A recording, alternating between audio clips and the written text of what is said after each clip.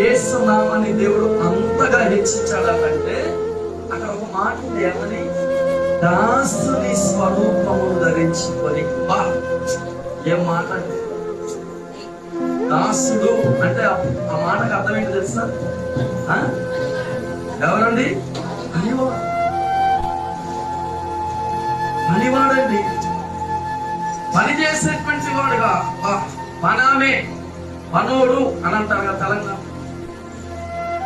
అంత ఉన్నత స్థితిలో మహిమ కలిగిన తేజస్సుతో దేవుని స్వరూపం ఉన్న ప్రభు యేసు ఎక్కడికి వచ్చాడట? అంతగా తగ్గించుకున్నా. అసలు పనోడు లేకపోతే ఇల్లు నీట్గా ఉంటుందండి?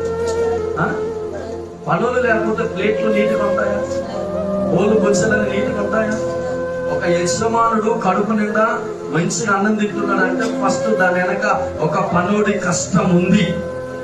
ఆ పనోడు కష్టపడితేనే నిగ నిగ నిగ నిగ నిగ తల తల తలలాడే ప్లేట్ అక్కడికి వచ్చి ఆ ప్లేట్ లో అన్నం వచ్చి తింటాడు. ఇప్పుడు యేసు ప్రభువు వారు కూడా అంతగా ఎందుకు తగ్గించుకున్నాడంటే, మలినమైపోయిన నీ బ్రతుకు, మురికిగా ఉన్నటువంటి మన బ్రతుకులో పరిశుద్ధతను వరంగల్ పట్టణానికి చూపించడానికే నా యేసయ్య దాసుని స్వరూపం ధరించుకున్నాడు. అంత తగ్గింపును కలిగి ఉన్నాడు. అసలు ఈ మాటలు ఏంటంటే కుదరే అంత తగ్గింప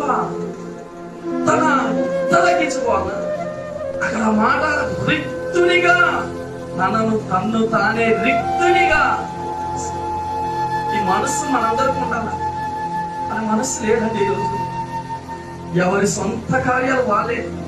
మీలో ప్రతి వాడును తన సొంత కార్యములను మాత్రమే గాక ఇతరుల కార్యములను కూడా చూడవలెను.